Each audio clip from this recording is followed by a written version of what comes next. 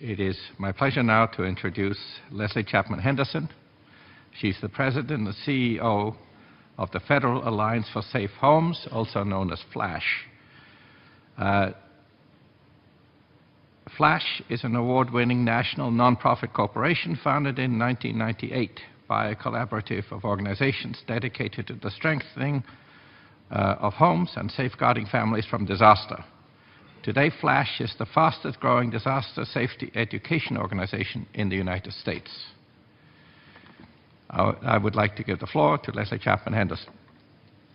Thank you, Dean Gachat, Ambassador Momen, and fellow panelists. It's delightful to be here, and I think I'm glad I'm last because I think my remarks will help pull together like a culture of prevention that we're trying to propel, tries to pull together all the science and insights on design and planning and all the goodwill that comes together in this room.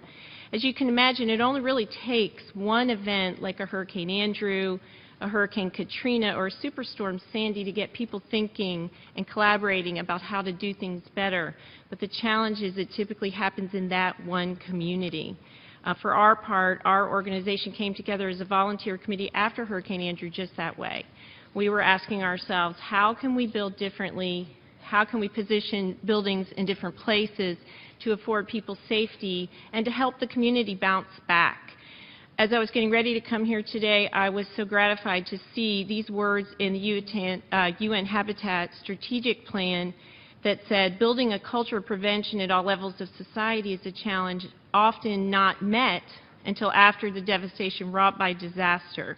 I wasn't gratified because they acknowledged that it happens after the fact, but I was acknowledged that we all know we need to do better to put that prevention in place ahead of time. Our panel today says to build or not to build. For my part, I'm a pragmatist, and I say we build. We're going to build. But I join you with a very important caveat that the Dean opened with, and that is when we build, we must do so in a way that recognizes the value of resilience and survivability. So let's look at South Florida, where we had our beginnings, where we've seen explosive growth in the 20 years since Hurricane Andrew. The growth is frankly quite staggering, and we saw pictures of what sea level rise is expected to do there. The insurance exposures alone in each of the 3 Southeast Florida counties individually top $176 billion. So our concern is like yours. Will those buildings withstand high wind, wind-driven rain, and rising water the way that they are supposed to when the next hurricane comes? I think that hurricane, hopefully not this weekend, will answer that question. So my focus and what I want to put in front of the group for the discussion are 3 points that I think drive this culture of prevention. One is the question of policy leadership. We heard it here discussed as political will.